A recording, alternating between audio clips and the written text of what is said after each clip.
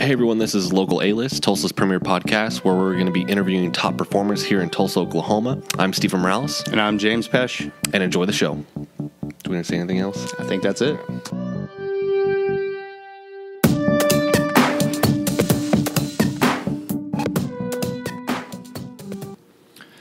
Hey everybody, welcome back to Local A-List, and today we have a very, very special guest. We have Ryan Luelf. Am I pronouncing that right? Luelf? Yes, that is correct, Stephen. On the show today, we're going to talk about his amazing story. I actually found out about you via one of my clients who's following you on Facebook. So first of all, welcome to the show. Thanks for letting us come over to your house to do this. Cool, Absolutely. man. Yeah. Beautiful home. Thank you very much. Very beautiful home. Yeah. So before We cleaned it up right before you got here. Yes. That's how it always goes, too, right? We just established that, Yeah, actually, exactly. right before we got on the Didn't we? podcast. Yeah. Yes, we did. Yes, exactly. So, kind of like the quick version, if somebody asks you kind of your story, what's like the quickest version that you give?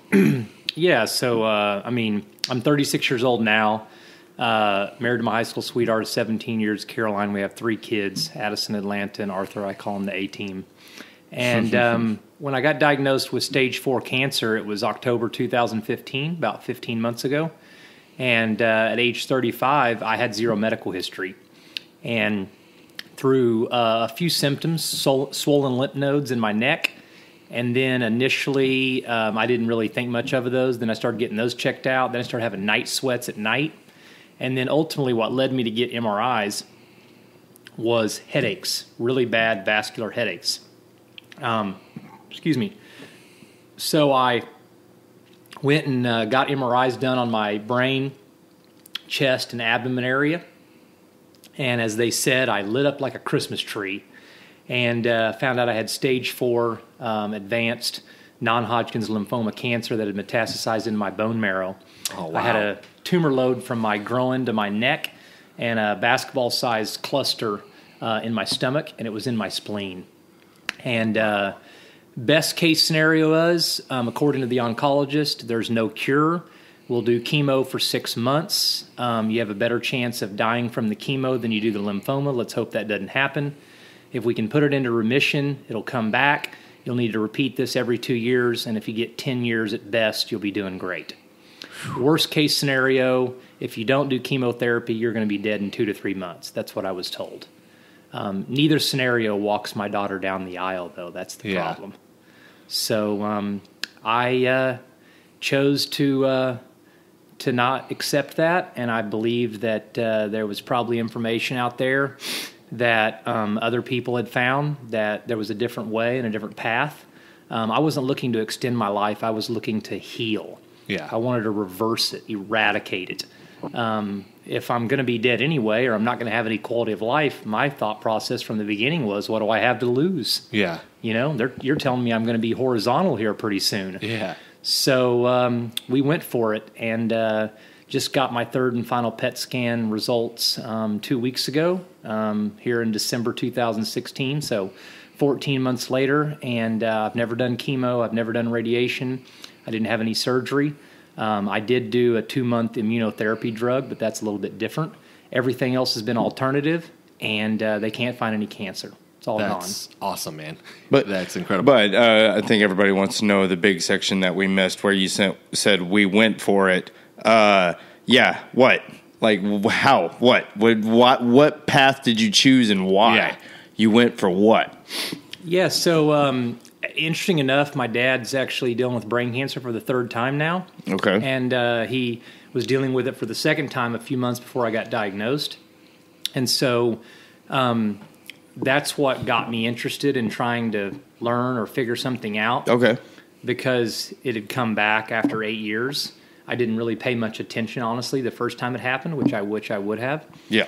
And so, ironically, I ran across a documentary called The Quest for the Cure, and I watched that, and it was basically them showcasing naturopath doctors, alternative doctors, functional medicine doctors all around the world, and also testimonials of people who were using IV therapies, different alternative treatments, radical diet change, supplementation, detoxification, using infrared saunas, and different machines and stuff that had been developed. And people were reversing cancer. Okay. And so I already had that frame of mind, and they also revealed the real stats on what's really been going on with cancer the last 100 years in America, at least. And the truth is that nobody wants to really admit this. Nobody wants to talk about it.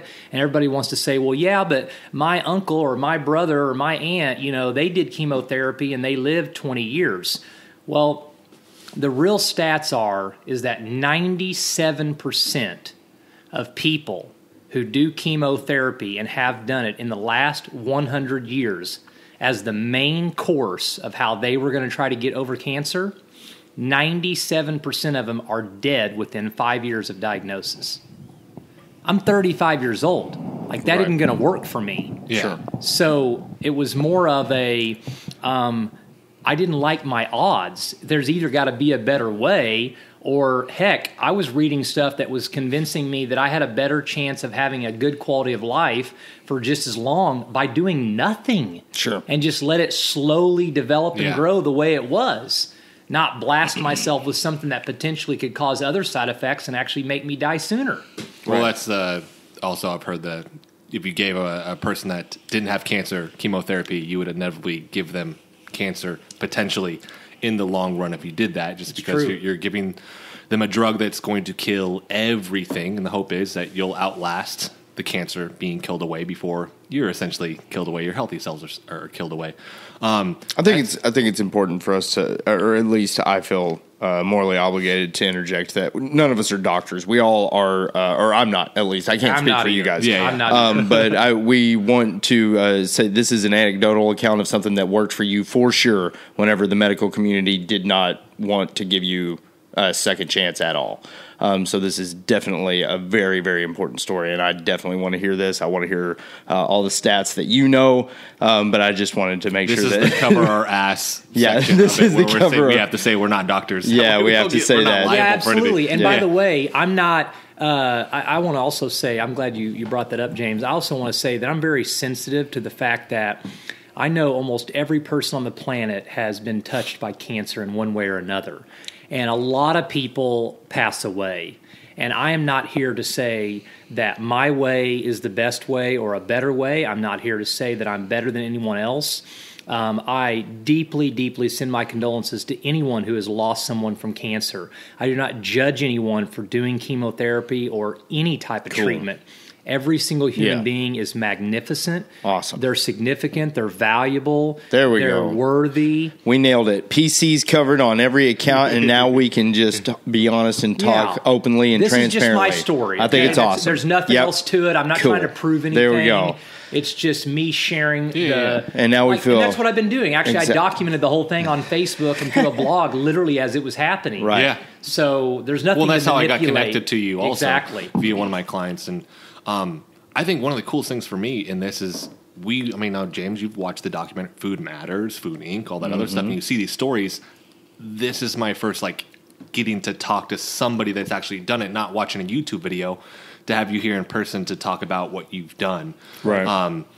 Which is super, super cool because everybody's story is a little bit different. Some people go different routes and they're able to do it, right? I want to talk about the details of what you actually, what's the step-by-step process as you're doing this? Obviously, you went to an oncologist. You decided you're not going to do that. What is the decision process after that? Yeah, so, one, I was fortunate that I had a spouse who loves to research and was willing to research and, of course, wanted to help me live. So I tell people, if you're the patient and you're not the researcher, which I'm not, it's not my nature to do that, then hopefully your spouse is, or your mom, or your brother, somebody in your family. And if not, you've got to find that person very early on. It takes a team of people in order to turn a situation around like mine, sure. okay? I just had that person built in. She is amazing, okay? And so she just started researching like crazy. So immediately she started having me juice. I mean, literally, the first day after I got the call, we started juicing. Yeah. She immediately found a couple of supplements like turmeric that she knew would immediately do good. We found out that I should start on vitamin C IVs, and within 2 weeks I was doing them here with the naturopath in Tulsa. She found out that cancer does not like oxygen, so we found out there was a place in Jinx, Oklahoma here, suburb of Tulsa, that offered hyperbaric. What was the name of it? Excuse me. No problem. What's that? What was the name of it? Jinx, Oklahoma. No, I'm sorry. I thought you said the name of the business where you did. No. I don't even remember the name of okay. the business now. I'm trying to think. It's not important. Jinx I thought Health you said something. it. Yeah. No, but anyway, they offered hyperbaric oxygen chamber treatments. Okay. So I started doing those. And at the same time, we were reaching out to people through social media, primarily that we got connected to by asking who has had cancer, who knows people that have reversed cancer. And we started getting connected and found people and friends, and we got a hold of them, and they started talking to them on the phone, and we started having them give us what they did and their protocol and their advice. And then one lady said, if I had to do it all over again, I would have went to a clinic in Mexico from the very beginning. So then we started considering that. So we started researching those. Well, one thing led to another. And a friend of mine in Oklahoma City who's an eye doctor, he had actually been able to heal himself from colon cancer a few years ago. And he had just met a guy who owned a clinic in Tijuana, Mexico. Well, he connected us. And the next thing you know, 30 days after I got diagnosed, I'm on a plane to Tijuana, Mexico for a month at an alternative clinic to do all kinds of treatments and follow what's called the Gerson protocol, if you've ever heard of that. Yeah. And I went to Mexico for a month. So I hate to be a pain in the ass right now, man, but you talk a lot with your hands, and you're doing a bit of tapping on the table. The mics are going to really pick that up, and you're very expressive, and I love it. And I don't want you to stop. I don't want you to stop at all. It's all good, bro. You're not being a pain in the ass. The tapping on the table. It ain't going to work, man. The mics pick it up. It's not going to work. But no problem, but yeah, dude. please continue exactly where you were at. There. Yeah, so you're in Tijuana, Mexico. You're smoking weed. You're doing this Gerson method, everything, and then go. What happens next? Yeah, so and I just think at the end of the day, people get so hung up on the how-tos that they miss the critical part of this whole deal, which is when you have. And I know this sounds cliche-ish, and everybody out there that's ever read a self-development book or or listened to a podcast or been to a seminar or anything is going to go, yeah. Well, quit saying yeah, and actually believe that there's a trend here. Like, there's a reason why people keep saying this. And what I'm about to say is that if you have a why, you will always figure out the how. Okay. You know what I'm saying? Like, someone says, well, what do I do when I get diagnosed? You know what my first question is? Do you want to live? Oh, okay. Yeah. Like, I mean, you would think that'd be like an obvious question. I found that there are actually some people who get the diagnosis and they're just ready to die. They're not bad people. Yeah, That's just where they're at. Yeah, they're just like, I'm good. There's no reason to even talk to them about how-tos. Yeah. Just enjoy whatever time you got left with them, celebrate the life they've lived, and move on. Yeah. Now, Make sense? and part of this to me, and it's rough for me to say this because I'm not an optimistic person. I'm kind of a realist by nature. You mean negative? Yeah, well, that. I've heard that from time to time. But I generally have always had that same approach. Is like, why not take the healthier, the method that doesn't poison your body? Not, why not give that a shot? And then I had a client who was diagnosed with pancreatic cancer, and this person was one of the healthiest people I had ever met in my entire life. Just did a great job of logging her food, and I mean, she was on point with her nutrition. She did great. Kathy, you remember Kathy. And within 6 months, she was gone. And she did traditional treatments and things like that. But I went back and, I actually knew one of the doctors who was familiar with her case. And I asked, what happened? And she goes, dude, it's pancreatic cancer. She said, that one's a bitch. She said, it takes everybody.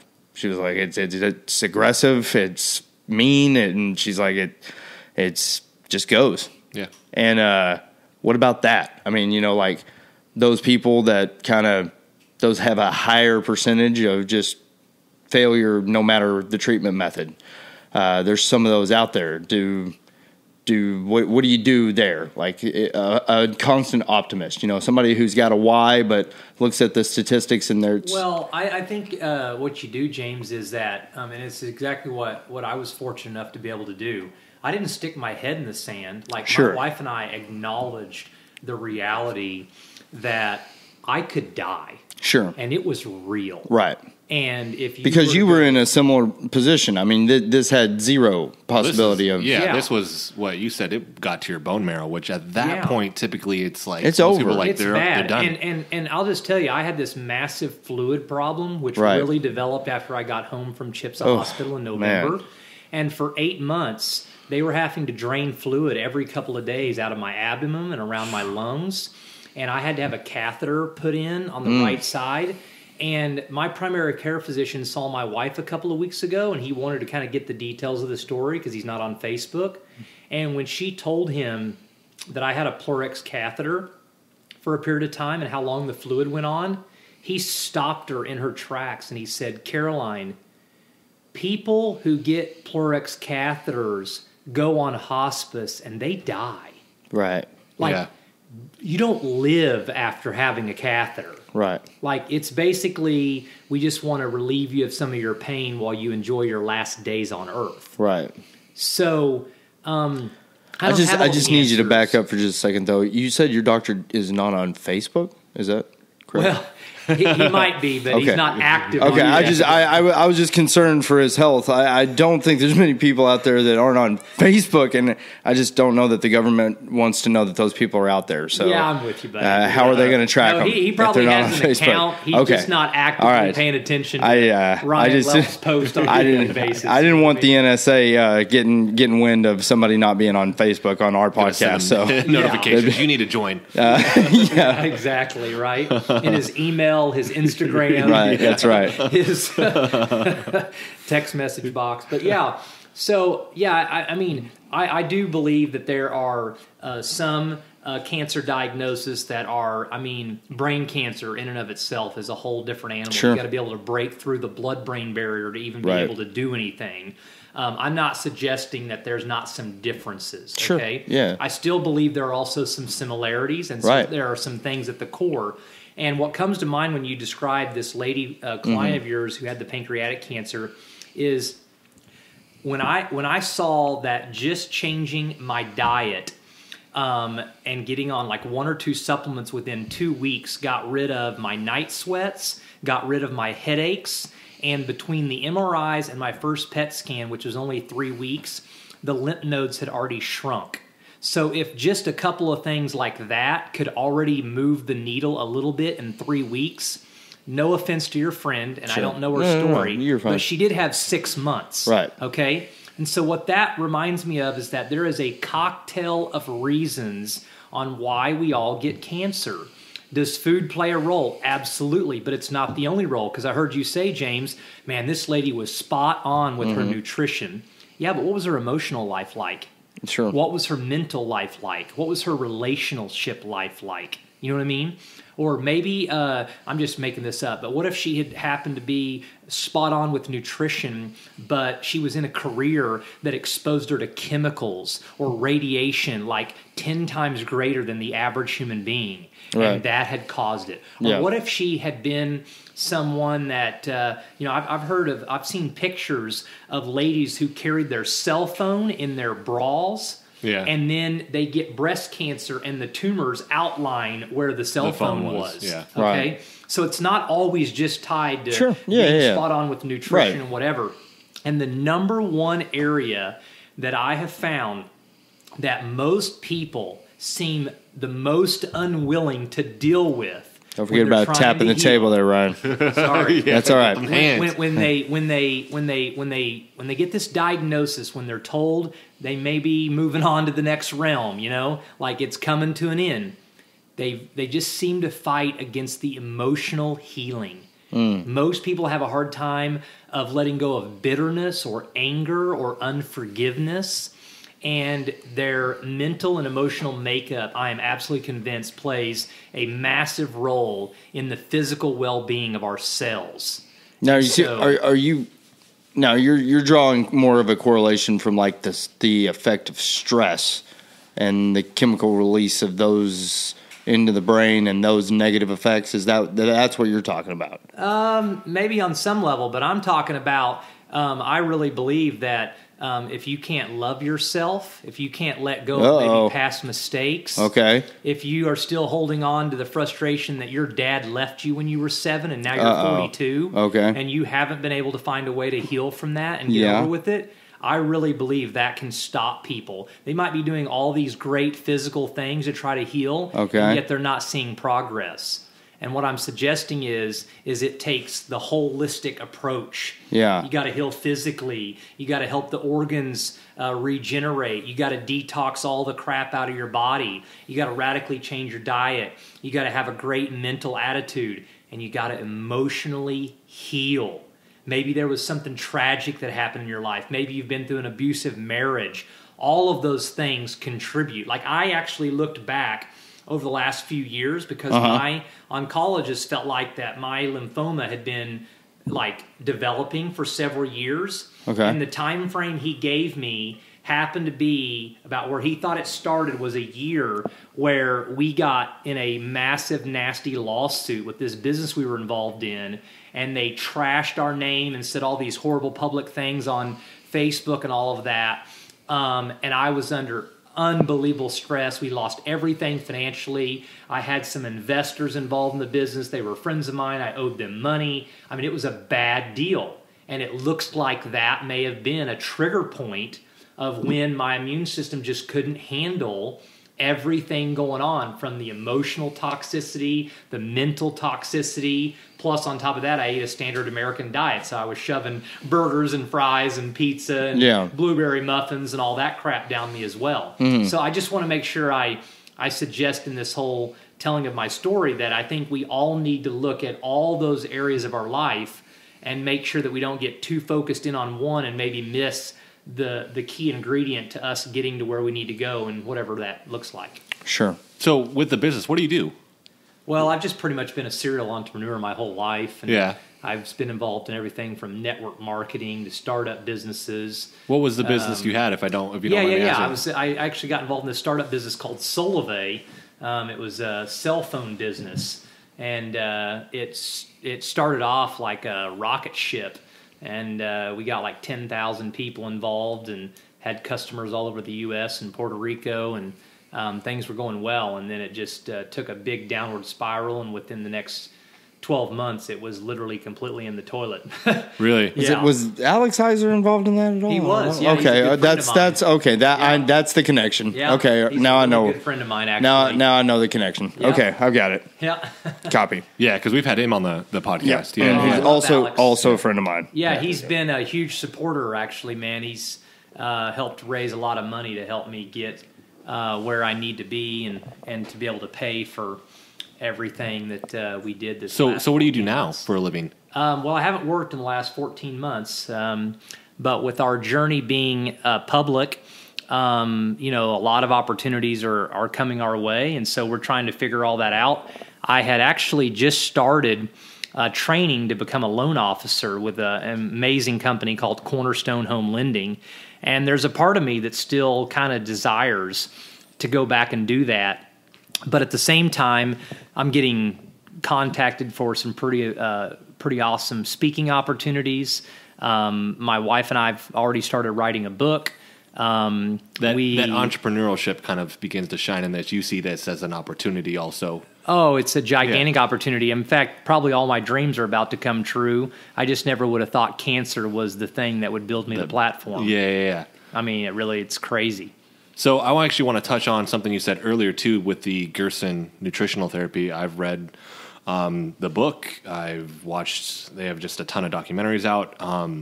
Charlotte Gerson, if you look at her now, is she 9? She might be 90. She's like 97. Yeah. She looks 80. She looks 80. I don't know. But she to me, she looks like she's like late 60s, early 70s. Super hot. That's all right? But she lives on her own, does everything on her own, does all that. Like, did you follow the protocol kind of to the T, or was it like a mixture? I followed it to the T for a few months. Yeah. And that's we were struggling to do it. And that was, with me and my wife both being fully dedicated and fully committed to this process. And I was struggling to just eat all the food that it was requiring of me. Really? Yeah. Oh yeah, you gotta. It's all about filtration. I mean, you got to get this stuff in. Well, yeah, it's just juicing. It's just the and I was a real picky eater prior to this, and I let go of a lot of that. I had a huge phobia actually of food, and so almost everything on that protocol was way out of my comfort zone. Yeah, were you doing the coffee enemas? Oh yeah, I've done over 400 coffee enemas in the last 14 months. Man, is that intense? It can be, but once you just kind of get used to it, you know what I mean? It actually feels great, you know? You feel pretty good afterwards? I do, Do you get, I don't know, this is going to be a weird question, but like, do you get like a caffeine rush from it at all or no? I don't, but I was never really big into caffeine. Like, I've never had a drink of coffee in my entire life. Yeah. Yeah. So there's no like, oh my God. Yeah. I know I went the wrong way, but I'm feeling buzzed right now. I mean, I've seen a little bit of science on it. They say that the feeling of euphoria that you get afterward is caffeine. That it is. And you have to have the caffeine, from what I understand, to be able to do what it's doing, which is it's detoxing your liver. It's that in the colon, so it causes that vasodilation. So essentially, your colon, because obviously it's processing your food for you and pulling out the nutrients. A lot of stuff gets stuck in there, and it literally just pushes all of it out. Sure. So your body can get rid of it. A lot of people don't realize like what your colon is doing for you via that detoxification process. It absorbs caffeine as part of the process, and that's what it just causes the vasodilation within the colon. Then boom, everything can pump out. Right. I actually want to talk details because this is where I'm going to nerd out because it's my degree. Some of the specifics with what you're doing. So you're doing the dry saunas.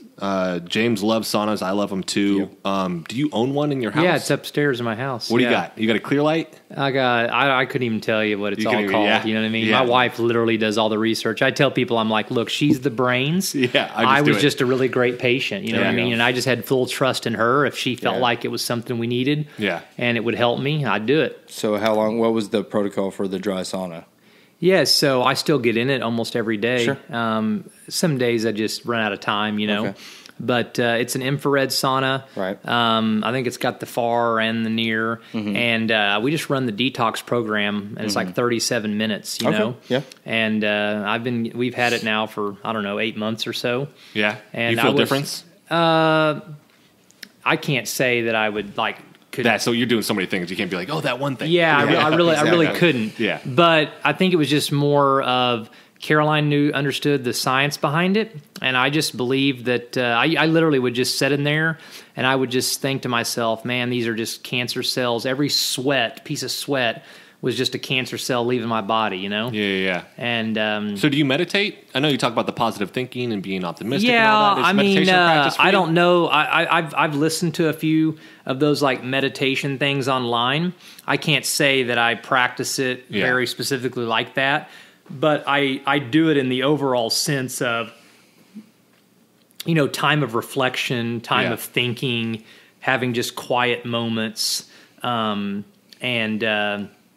I guess I'm a big believer in just, you can do all these things and practice all this stuff, but at some point, if it doesn't turn into real life application, it doesn't do you a whole lot of good. Yeah. So I'm a big, just keep it simple and live it out. Yeah. Live it out, And you have to you have to be 100% committed at this point to everything. I'm assuming like bodybuilders. Yeah, no, Saturday's my cheat day. I eat whatever I want. You don't have those moments, do you? I mean, look, I don't even call it cheating. Yeah. I just tell people that I don't eat perfectly, and I never did, even along the whole journey. Food addiction's a real thing, and I was struggling coming off a smash burger and Taco Bueno and cheese pizza and everything else under the sun. So fortunately, I was able to do it more times than not. I was able to make the right choice and eat fruits and vegetables and get out of my own way. But I've never been able to be 100%. Maybe one day I will be able to. But I just tell people at this point, I still at some times choose to eat things that are less than optimal for my health. I'm a grown adult. I know what's better, but I don't always choose it. Yeah. And that's just reality. But 80% of the time, I eat a raw vegan diet, raw fruits and vegetables, or drink a smoothie or drink juice. And some days I can go 100%, and I eat lots and lots of fruit.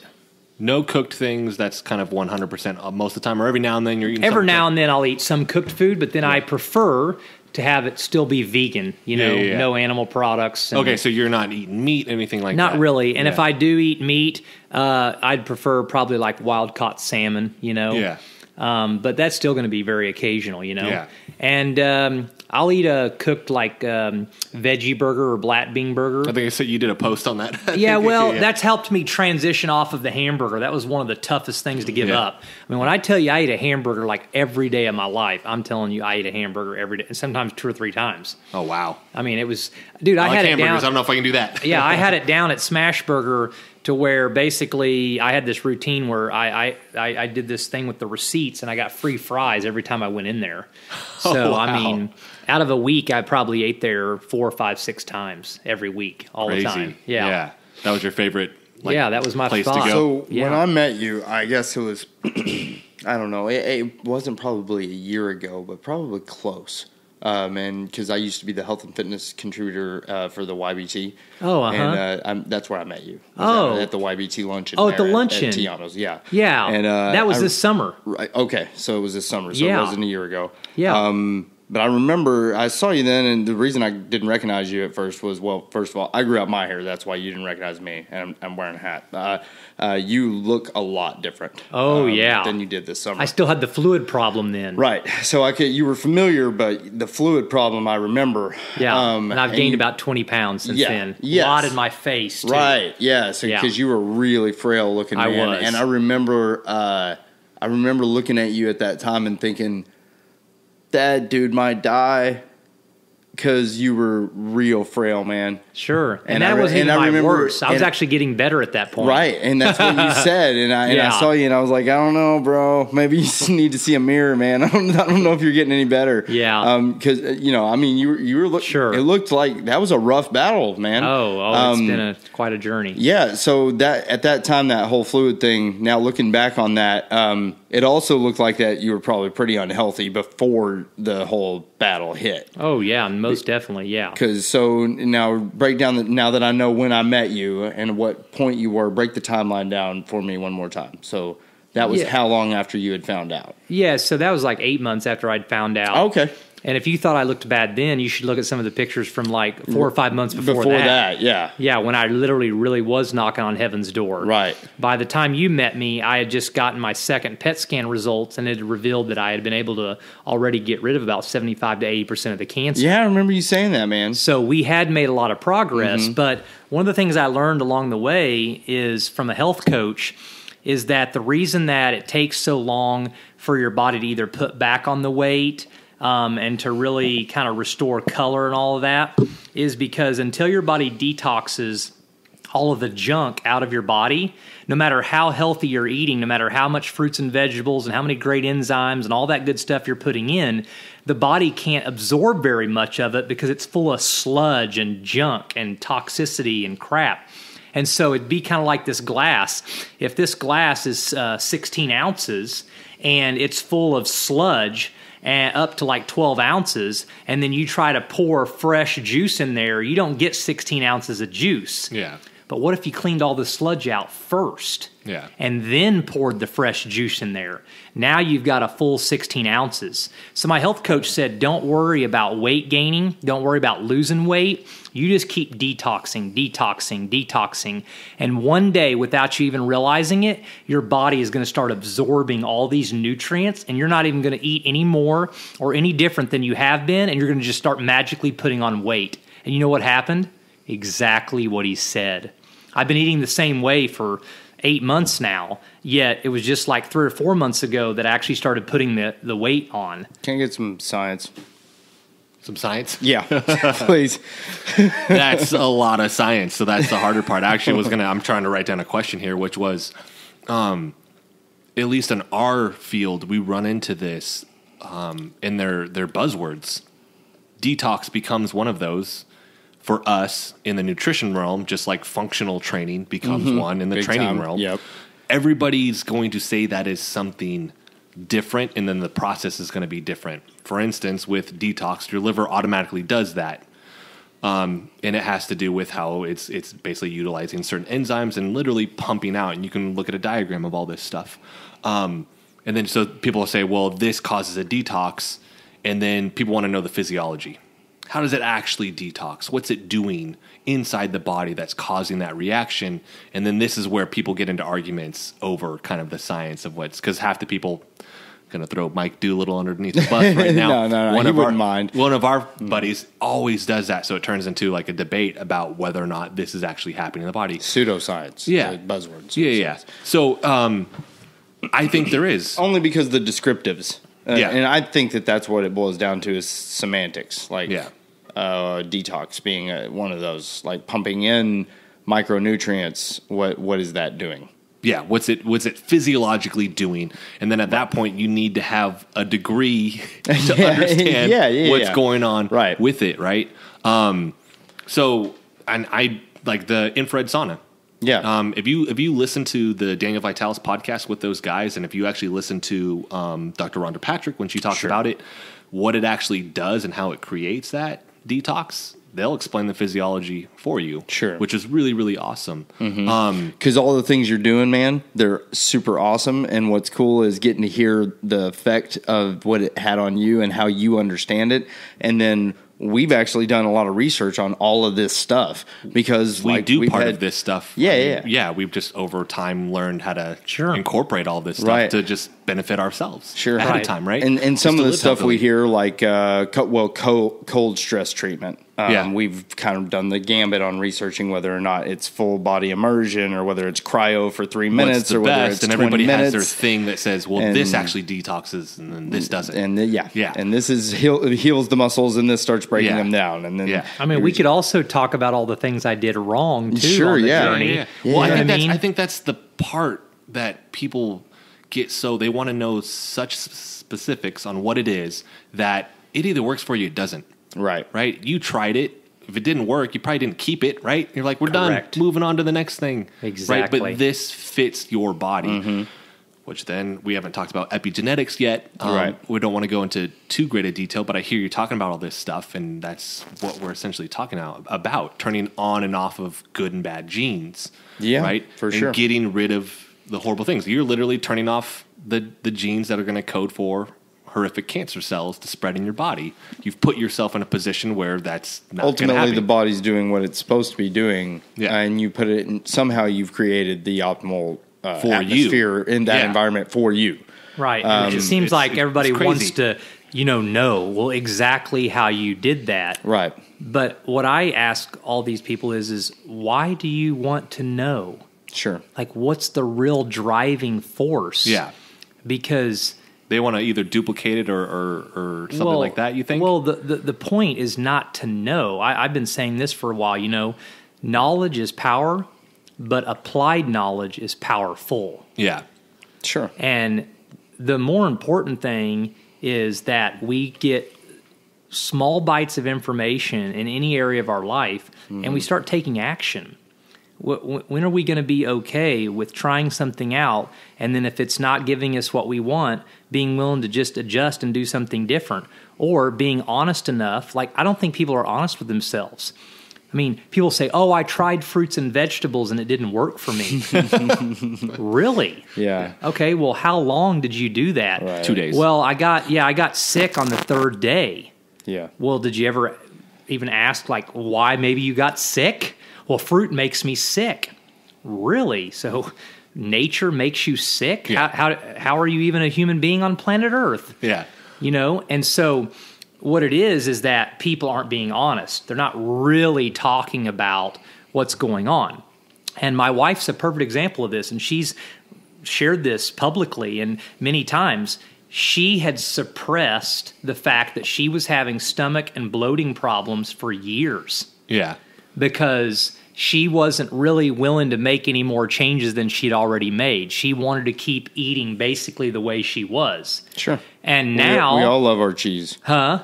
We all love our dairy. Right. Yeah. Why wouldn't we? Yeah, for sure. So now all of a sudden she's got a husband who potentially may die from stage 4 cancer. Right. And she decides it's time to make all those changes. And now she eats an 80% raw vegan diet, and she doesn't have stomach and bloating problems anymore. Yeah. There you go. Isn't that fascinating? Yeah. And yet everybody wants this magic potion, this magic pill, these great specifics. And it's like, well, the specifics have been out there for a long time. The reason you keep asking for more specifics is because you didn't like the ones in the first place. Yeah. Right. Well, I think it's partly to do too, and this is what we talked about in school, which is nobody wants to do trial and error on themselves. They want something spoon-fed to themselves.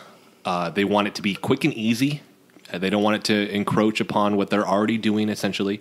Can't be hard to do. I think the other thing that we talked about too, and this is how I explain nutrition to clients, is like, we honestly don't know. Most of the time we don't know, because the body and the way your physiology works, those overlapping systems, right? We can look at them in isolation, but you can't actually see when you ingest fruits and vegetables. I don't get to go in there and see what's happening like directly with your body and what's being like. So you study things in isolation, you pull that out. Did you ever watch the TED Talk? Dr. Green? Essentially, this guy says a lot of the studies that come out now, they don't publish negative findings. If you ever notice that, they don't publish that. And he goes, that's very, very important information. That way somebody's not going through trying to do research and making mistakes again. So he actually points about one research paper that was, they studied resveratrol. And it actually killed, I think, 80% of these lung cancer cells. And he's like, they published that on like the news. He goes, what you don't realize, because you actually have to read the research paper and know how to do that. He goes, they dropped this in a petri dish, like repetitively, like for long periods of time on top of a direct cancer cell. He says, when you drink resveratrol or wine and you get resveratrol, that doesn't happen. Your body pulls it apart and it has to do all these different things with it. You can't study it like that. So they just, all they published was that very, very specific line. Wow. I think that's where people get confused, because they want to know that information and they see that stuff. They're like, oh, well, I'm drinking wine now, or I'm taking a resveratrol pill now, and it does that. I'm not saying you can't stack things in your favor. I think you should. But when people want to know those very, very specific things, it's so complicated, right? So you kind of do, I think, what you did, which is brilliant, which is like almost like a shotgun approach, right? You're going to try everything you can, and you're going to figure out what you can do. If it doesn't work, dismiss it, right? And then stick with those things that, because you almost stacked, right? You kind of stacked the things that you were doing, and now you have your system. Yeah, right? That's going to be specific to you. Yeah, we shotgunned it from October to June, found out about what's called the grease blood test, where they basically take all these alternative treatments along with chemo agents if you're doing the conventional side, and they test them against your blood so you get some type of an idea on which ones you'll respond to the best. Mm-hmm. From those results, the new naturopath doctor we found here in Tulsa, Oklahoma, who solved my fluid problem, thank God, finally, and then my wife's own research, she built me a protocol in June, and I've basically been following that exact protocol from diet, supplementation, IVs, detox, everything now for the last 5 months. I think that's awesome. And I think one of the coolest things about that, too, is you do tests. You hold yourself accountable to a test that we try and get our clients to do, metabolic testing, blood work, all that other stuff. Oh, yeah, I do blood work every month. Is it working? We just sent in what's called the onco test, which is part of the grease blood test, which is to find out if it's still showing that cancer's circulating in the background in my bloodstream at all. The oncogenes, yeah. Yep, Yeah. And we'll do several more of those in the next year as well, as we just continue to make sure that number just keeps going lower and lower and lower and lower. Just because, the truth is just because the PET scan can't find any cancer, until that onco test shows a really, really low number, I think it's 2, which is ultimately what we want, there's always the chance that if it could be circulating in the background that, my wife knows it. Lymphoma patients are one of the highest cancer diagnoses for it coming back. Yeah. And so that's why we just believe lifestyle change is really the long-term answer. Yeah. Healing is the cure. It's not Nothing zapped me and gave me cancer, and nothing was going to zap me and take the cancer away. Yeah. I developed cancer over several years, and it's probably going to take several years for the entire body to completely restore, heal, and function at an optimal level. But the cool thing is that probably by the time I'm 40, I'll literally be in better shape health-wise than I was when I was 30. You're going to reverse age like The Rock. Yeah. Oh, yeah, big time. Yeah. Well, I was raw vegan for a little over a year, about a year and a half, and all my blood tests always looked great. I think I got in trouble one time by my insurance because my cholesterol was too low. Mine's like 116 or something like that. It's always been low. Yeah, mine was too low. Both like way, way too low. Yeah, the ratio was perfect, but they were too low. Yeah, so you got in trouble. I was at risk. I mean, I just want to leave room for everyone to be free, to be human, and look, I mean, it's amazing how many people just waste their whole life away criticizing and judging what everyone's doing or not doing, At the end of the day, we're all going to have to live with the consequences of our own decisions and our own choices. Sure. And one of the perspectives I've gained from this whole journey is just be more accepting. Be more accepting of yourself. Be more accepting of messiness, flaws, the human element of screwing things up or making a poor decision from time to time or not being able to be perfect. And thus then offering that same acceptance to other people. Yeah. And look, at the end of the day, all I can do is focus on me and what I'm eating and what I'm doing and how I feel and what my health is like, and then document that is what I choose to do publicly, online, Facebook, all this kind of stuff, podcast. Yeah. And if people are inspired or motivated or learn something, well, great. I'm thrilled. But even if they're not, the point is that I'm doing this for me because I love myself. Too many people get motivated to do it to try to prove somebody wrong or for some external reason. And the real reason to eat well is because you love yourself. The real reason to live well is because you like you and you like the great life that you can live. Yeah. As long as you're doing it for you, you'll probably keep doing it. But otherwise, it's unsustainable because you'll get tired of trying to prove people wrong. You'll get tired of trying that parallels to anything, too, because we talk about that with our clients, talking about going from external to internal, figuring out why you're not committing to something, what's going on with that. I do want to touch real quick, too. I think people get bitter. I really do. I think their initial reaction is bitterness. I think everyone wants to know why me. I really do. Yeah. It doesn't matter whether they're out of shape, whether they're alone, whether their business failed, whether they flunked their class. Doesn't matter what it is, whether they get diagnosed with cancer. The immediate reaction people wallow in is, why does this happen to me? Yeah. And I don't think that's the right question to ask. Well, that's I know we talk about Tony Robbins. I'm a fan of Tony Robbins, but he says, ask a question and you'll receive an answer. So he says, like in those instances, somebody will ask themselves, well, why am I fat? And then their brain will give them an answer. That's what it's programmed to do, right? It'll give you a million reasons, like, why me? And then it'll give you those reasons really, really quick as to that.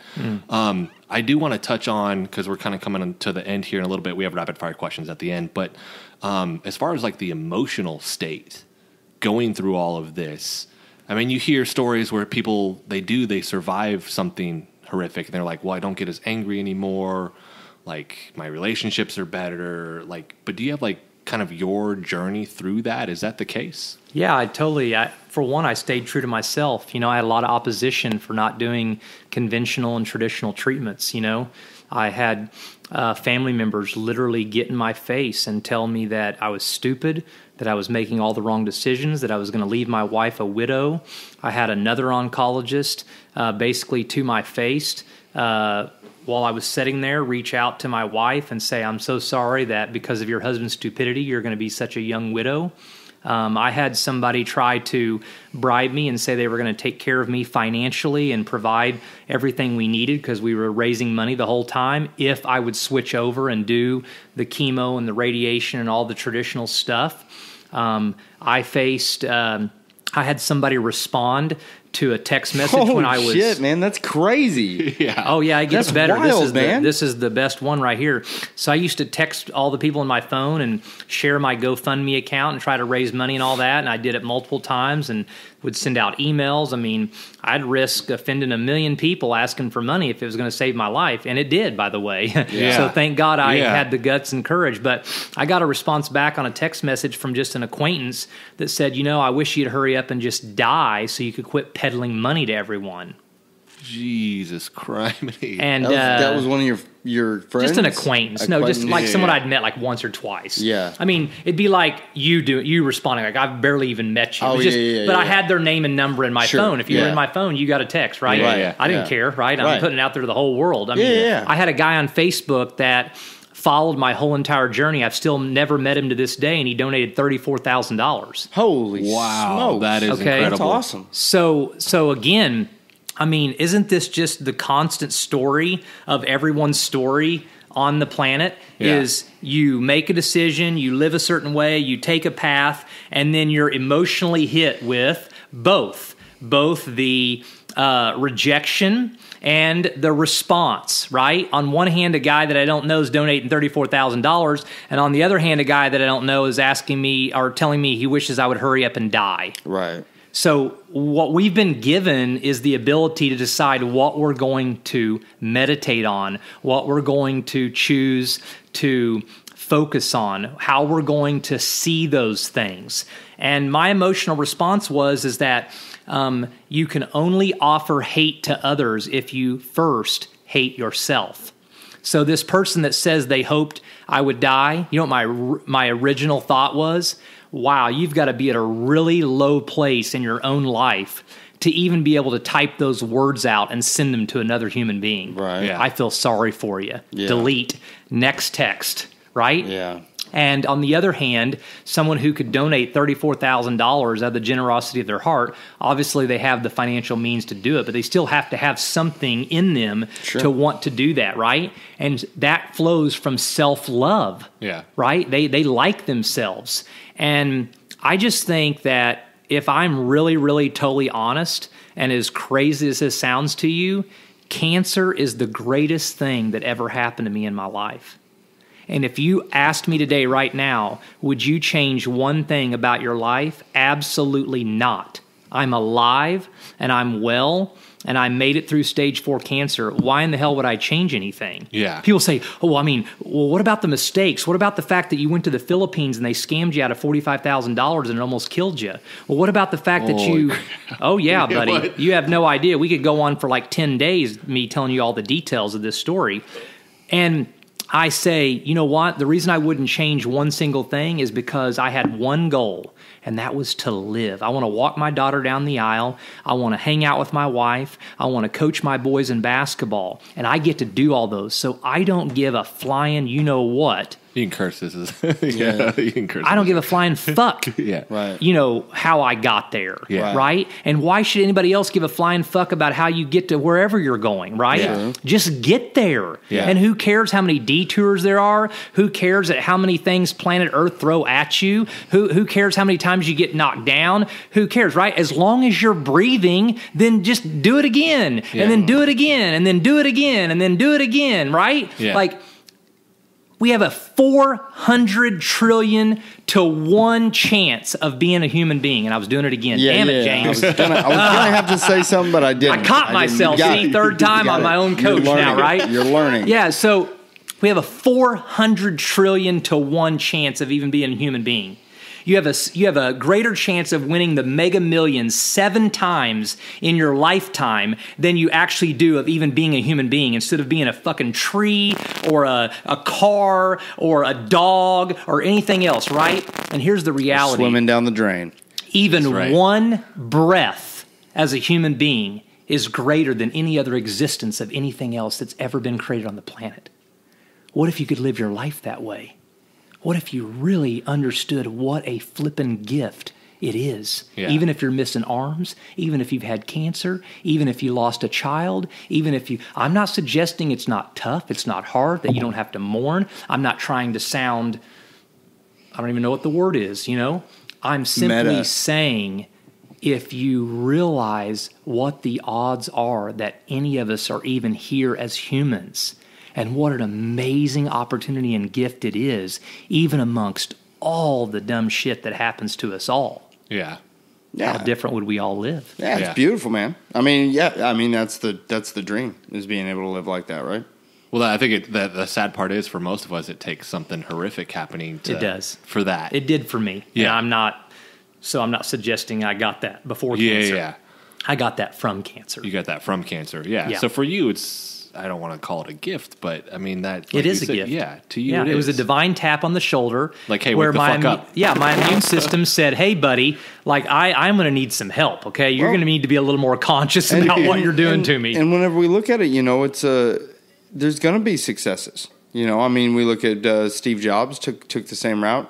It didn't work out, Yeah, we talked about that actually prior to this. I want to touch on that. Yeah, I because don't know sorry, James, I don't know if I totally believe that. I don't think all the facts are out on that story. Well, I mean, it might not be. And honestly, we could say, anybody. Pick out of the billions of people who have existed on the planet Earth, somebody tried the all-natural homeopathic method. I 100% agree with that and it didn't work out, okay? Absolutely. So yes. At some point, it didn't. So there's going to be some failures with this. There's going to be some successes. My angle on this has always been, if I'm going to go out, if I'm going to go out, if the chances are really, kind of anything close to 50-50 or anything on it, I'm going to go the route that I'm going to feel better. I already know, man. That's the mindset I had. And I think what you're saying is none of us are bulletproof. Sure. None of this is guaranteed. Right. Yeah. I mean, I think it sounds like you guys are in the same frame of mind I am, which is I just want to increase the odds. Yeah. I just want to give exactly. myself a better chance of making it, or a better chance of it not coming back,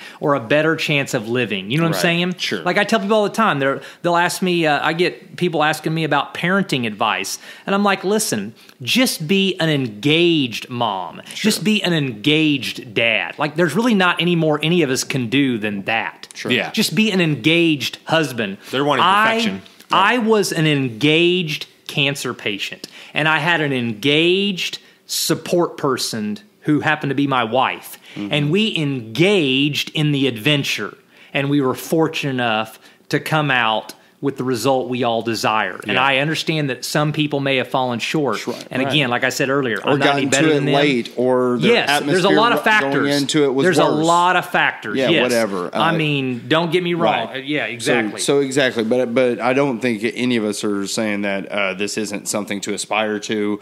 My goal in this is kind of unlocking the scientific approach to what you did. So kind of my goal in coming into this and listening to this was to kind of hear your energy behind, your attitude, the inspirational story, but to kind of break down some of the decisions you made and some of the angles you went. You need to interview my wife. And regardless if you really want that part of it, she won't get all fired up and emotional like me. She can just sit here and literally explain every decision and why. It's fun for us because we get to hear your firsthand account of what you did and the things that made you feel better and the things that you could see that measurably changed the way you felt, changed the way you looked, changed all that type of stuff. And we can look at it and we can look at the science behind it. Yeah. And we can go, okay, well, this is what was going on there. You validate what our research would be. Right. And so it's something that we can give to our clients. This is something that we can put out there for people so that they can get to see that although Stephen and I kind of some of the science that we put out there, especially me, is kind of bro science.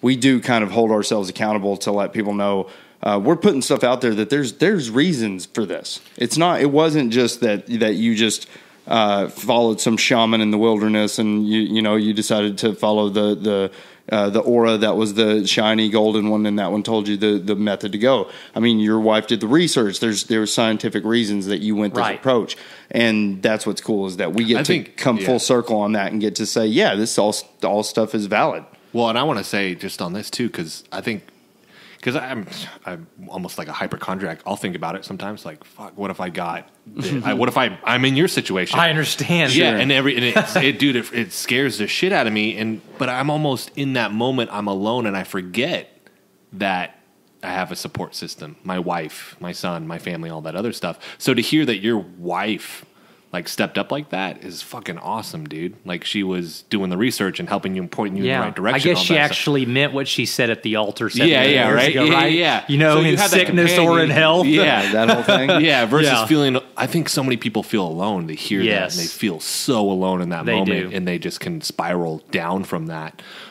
which puts them in a negative position where they're probably either not going to make the right decisions or they're going to cash in their chips and they're going to say, "Screw it, this is what's going on now."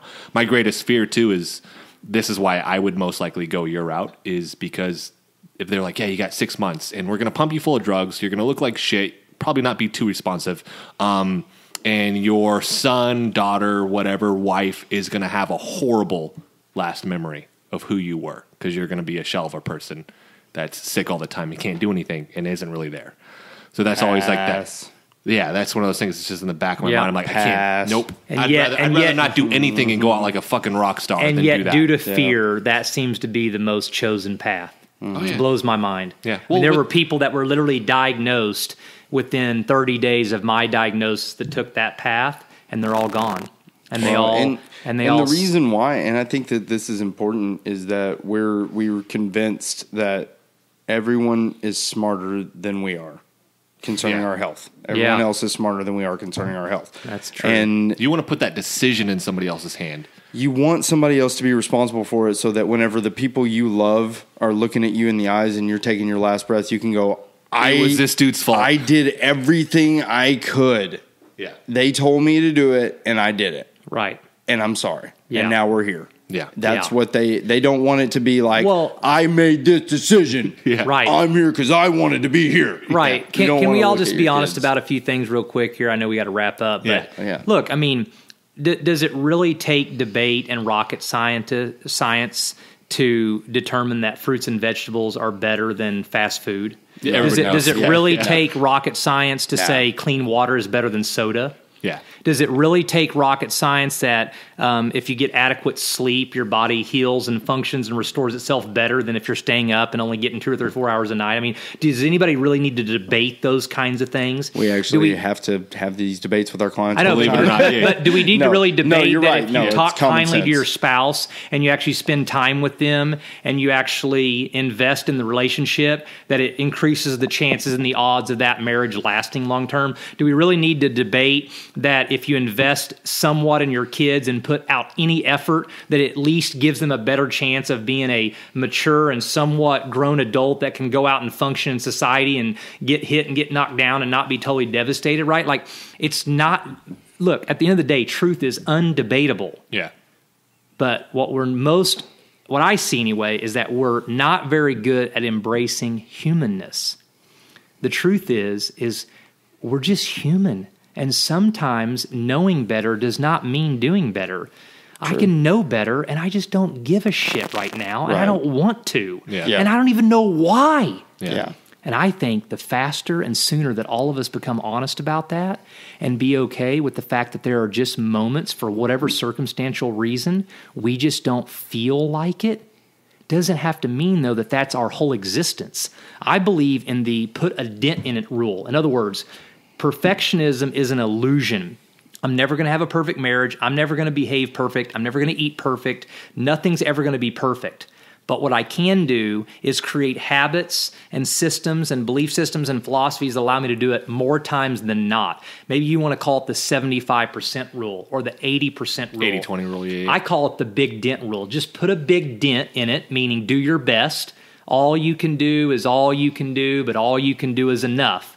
And then be okay with yourself and don't beat the hell out of yourself every time you have a moment of just humanness, is what I call it. Yeah. And you just go into I don't give a fuck tonight mode, Yeah. right? Okay. Yeah. But break free from the all or nothing syndrome. Yeah. So you didn't give a fuck tonight doesn't mean that tomorrow you won't feel the motivation and inspiration to get right back on course. Yeah. It's not that big a deal. But I mean, how many people got to wipe the slate clean every time they mess up? Oh, I got to start over again. Yeah. No, not at all, right? Just keep going. Yeah. And I think if we were more honest about that and quit trying to put up a front and create this false image for everybody around us because we're so damn worried about what everybody thinks about us, we might actually find a little more joy and happiness along the way. Yeah. That's awesome. I usually tell clients all the time, don't let it snowball, right? Yeah. We talk about that. Yeah, like that self-hate people are so quick to do. But I mean, that's on point. Yeah, we talk about that with our clients all the time. I also think it's one of those things where more of an existential type thing, but like, I think it's the detriment of just humanity that we all right now know, like, there's horrible things going on. And we could all stop what we're doing and go fucking fix it. If all of us did it. Sure. And we fucking don't. Right. Like, we don't. There are people that do. Don't get me wrong. There are people that go out and they're like, dude, I'm going to. There are a lot But, of like, people if we doing all did it right now. Yeah. Right? We could all go clean up whatever. We could all go feed all these kids. We could all do all this shit. And we fucking don't. Yeah. We usually have rapid fire questions. I'm going to only finish with a couple. We're not going to do our silly ones because I don't think that this deserves those. Advice to younger self. What would you give your 20-year-old self? What advice would you give your 20-year-old self? Find your true identity and realize that it's not tied to your behavior. Awesome. To this generation, to the younger generation, one piece of advice, or it could be the same thing. Disconnect in order to really connect. Awesome. And then next one is 1 hour meeting. Kind of try to do this a couple of different ways. So I like to do 1 hour meeting with somebody that is not here. Doesn't matter. Any person in history, right? One person, 1 hour meeting. Who would you choose? Art Williams. Art Williams. Why? He's my hero. I named my second son after him. He founded a company called A.O. Williams, which eventually turned into Primerica, which I worked with for 10 years. And his books, his audios, his philosophies, I believe my career there actually prepared me mentally for what I needed to go through and face in my adventure with cancer. And if I could get an hour with him, it'd be a dream come true. Awesome. All right. Anybody alive now? 1 hour meeting.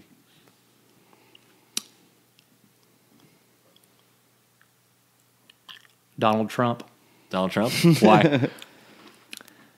How did you win the election? Right. Right. Interesting. That's awesome. Very interesting. Yeah.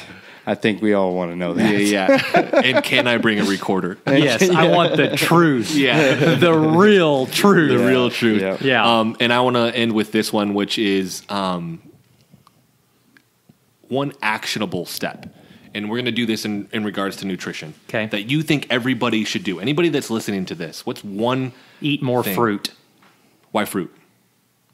It's the most amazing, vibrant, high-energy food and easily digestible food on the planet. Boom. And it's very accessible, too. Yeah. You want to... So that kind of takes all the excuses away. You know, we just went and celebrated a week at Disney World with my kids when I found out I was cancer-free, and they let you take bags of stuff inside as long as they check them. Mm-hmm. And we would literally take in like 20, 30 bananas, bags of oranges, apples, and we could literally make it to dinner time just on fruit and water. And so it saved us $50 to $75 a day. We weren't bogged down with all that garbage crap food that they offer there. We felt better. We had more energy. We could ride more rides. It was amazing. And it was easy to get, and we just went to Target every night, a few miles away from our, resort, stocked up for the next day, and boom, there we go. Eat more fruit. There we go. There you go. Before, because that's kind of it, social handles. Where can people find you if they want more info, if they want to talk to you, any of that? You can follow me on my personal profile at facebook.com/do you own your life. And just hit follow, then see first. My profile is public, so even though I'm maxed out on friends and have been for a long time, you can like, comment, share, and see all my posts. And then there is a website. Still follow you too, probably. Well, so I follow you. So just it pops follow. up on my feed. Yeah, it's all in your feed, and you can like and comment and share and inbox me and all that stuff. No guarantee you'll get a response. I get a few messages a day. But and then you can go to healwithryan.com, healwithryan.com, and it literally will go live in the next day or two, just kind of a basic site where people can get access to a blog and a couple of professional speaking engagements I've done recently. But it will be. There's something on there right now, so you'll at least know it's my site. Oh, okay. It's just not it's not very. Well, by the time this goes live, it should be ready to go. Okay, great. And so those are really So forget everything I just said. So those are like the two best places, Okay. And just understand, if I could literally respond to every single person that reached out to me, and same for my wife, I promise you it's in our heart. We just literally run out of daylight, and we do have a life, and we want to remain focused on our marriage, our health. We have 3 young kids. They're active. They play sports. We try to protect our rest, and we like to have fun. As you guys saw tonight, my wife and oldest son were headed out to see the new Star Wars movie. Yeah, and awesome. We have to balance all that. This is a transition for us, honestly. We've never had this many people pulling at us, and it's a blessing. And we had feel to get grateful. this quick because I think you said your next month or two. Gosh, crazy book. Do you have any events really coming up? If somebody was like, "Hey, I want to come see this guy speak," do you have anything anything I'm like that coming speaking in up? Kansas City at a big church. January 15th, and I'll be posting all those details very soon of all the times and stuff on my Facebook feed, and then I'm going to have some more events coming up in the springtime. I don't have anything detailed out yet. Will that be on the site? Dates. It'll all be on Facebook, and then eventually it'll be on the website as well. Awesome. But right now, your best bet is Facebook. Okay. And I also do a series on there that you may want to tune into called Wisdom from the Recliner. I've done 49 volumes. Okay. And they're just Facebook Lives, and they're at random times throughout the week. And a lot of people say they enjoy them. So awesome. Catch them live make sure, sometime everybody. there. We're going to put that all in the show notes. I want to thank you so much for doing this for us, man. Your story is amazing. Yes, thank you for this your was time. phenomenal. Very valuable. Yeah. Awesome story. Love to hear it. Yeah, man. Appreciate you guys having me on, and thanks for coming to the house. Awesome. Until next time, you guys check back with us on Local A-List. We want to thank you for listening to this episode of Local A-List. And as always, we want to thank our guests for stopping by and sharing their time with us. Hey guys, if you enjoyed what you heard, please go to iTunes and leave us a rating or a review. This really helps us out. And as always, we are looking for sponsors, preferably locally, but we will accept national sponsors as well. Contact us through localalist.com. And you can check us out at facebook.com/localalist. My personal website is jamespesh.com. And mine is Stephen Morales, CPT.com. Check back with us next week for another episode.